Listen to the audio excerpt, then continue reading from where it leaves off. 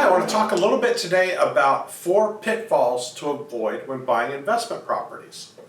It may seem kind of contrary to what you're thinking, buying an investment property when prices are so high, but I really believe it's a great time to buy an investment property.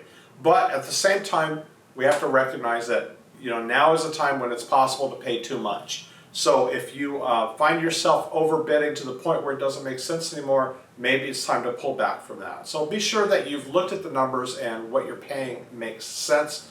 And I do say, especially those of us here in Southern California, you don't get these great, you're not going to get an 8% cap rate on a single family home or a duplex around here because the prices are too high. But the thing to keep in mind is you have appreciation, and in much of the country, the cap rate is their profit, and where we are, that appreciation is where the real money is.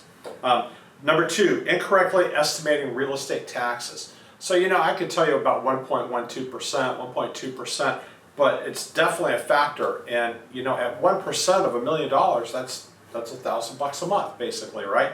So taxes are something you definitely want to keep in mind when you buy any property.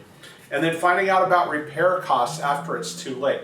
It's hard these days because maybe the sellers aren't doing the repairs like they used to, and maybe you're having to offer to buy a house as is just to get your offer accepted.